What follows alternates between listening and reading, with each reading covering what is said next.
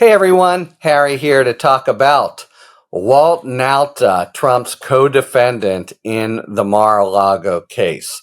All right, remember, Trump is first indicted solely, and then there's a superseding indictment with Nauta and his colleague down at Mar-a-Lago, Carlos DeOlivera, and details come out that make it very apparent that Nauta is doing Trump's bidding of moving boxes here and there, keeping them from the FBI. This is after they've received the subpoena, being very squirrely about it, having kind of hedged and uncomfortable little exchanges with DeOlivera, trying to delete footage from the security camera.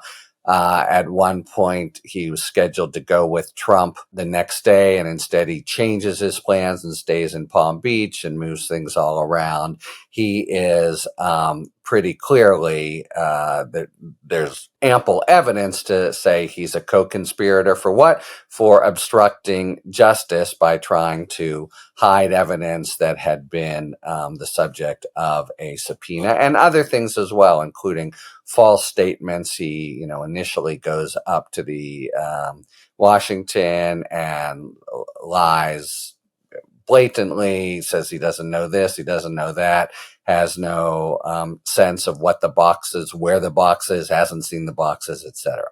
Okay, so the main thing that's happening today is a hearing in Judge Cannon's courtroom on a motion to dismiss by him and DeOlivera. And so they're saying, throw out our indictment.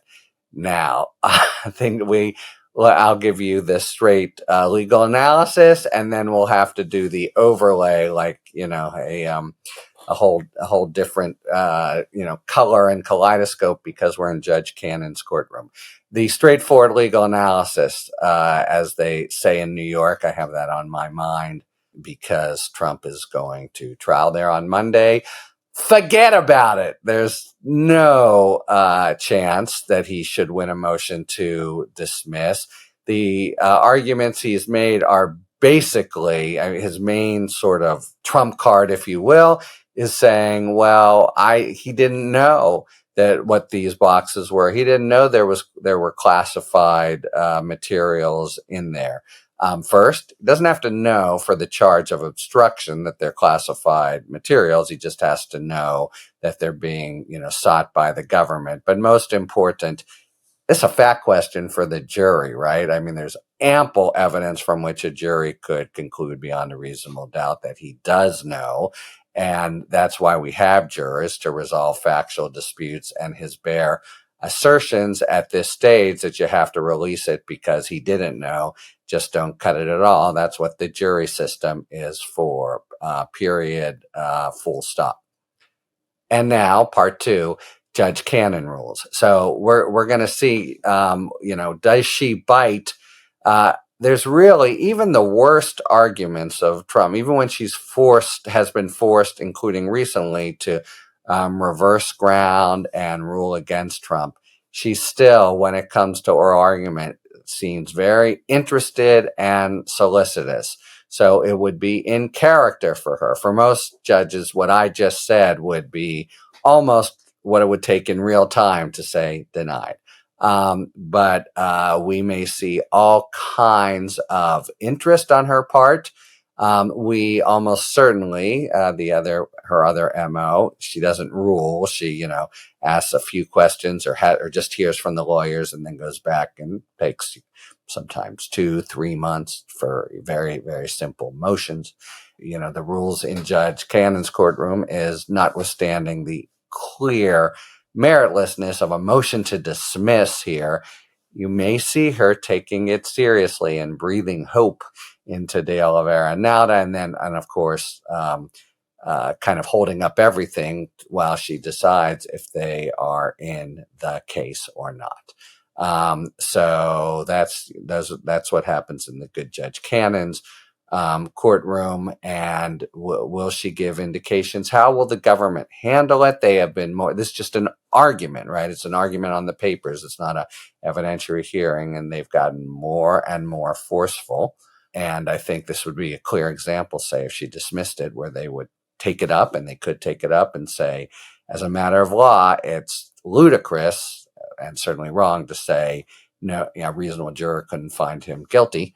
But she's very strategic about not making rulings and not giving them chances, just like having it served up. So for now, it's a pretty big hole, lacuna in what's happening in the case. If we don't know that Nauta and DeOlivera are certainly going to be there, and that would be a big game changer if they weren't. Among other things, it would totally take the pressure off for them to give truthful inculpatory information about Trump.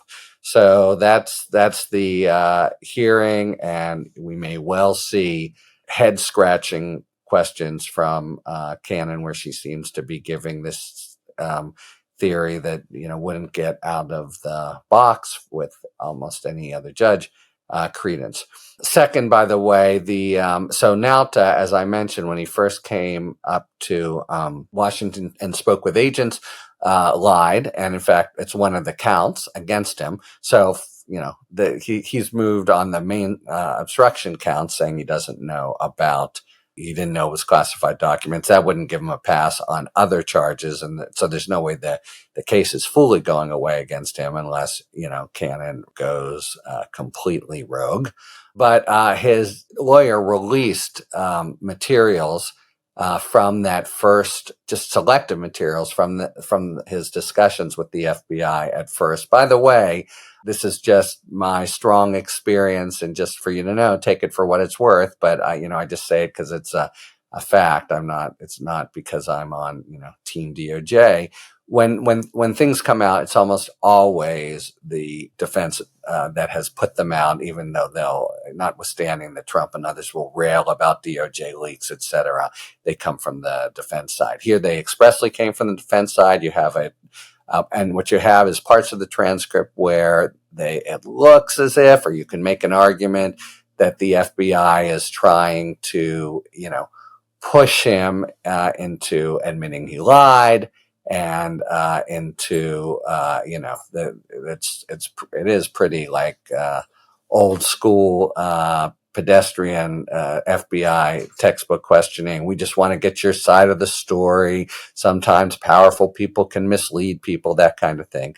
And he's released that to try to make the argument, at least in the public sphere, that he was kind of pushed and exhorted toward a certain direction and the like. Good luck with that. The full transcript is just going to have some blatant lies, and there's nothing, even in what he released, that comes within a country mile of actually excusing or undoing the separate crime, and it is a separate crime, of lying to the federal government agency, the good old 18 U.S.C. 1001.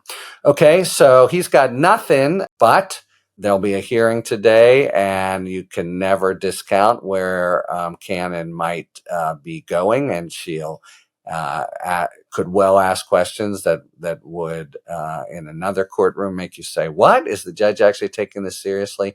And in Cannon's case, it might mean yes. And then, of course, more likely than not, she'll keep us in suspense and not rule on this right away, etc. Though it's the kind of motion that would take most judges, 90 minutes to issue. Not here. Talk to you later. Thanks for tuning in. If you enjoyed this video and other Talking Feds content, please take a second to like and subscribe. Talk to you later.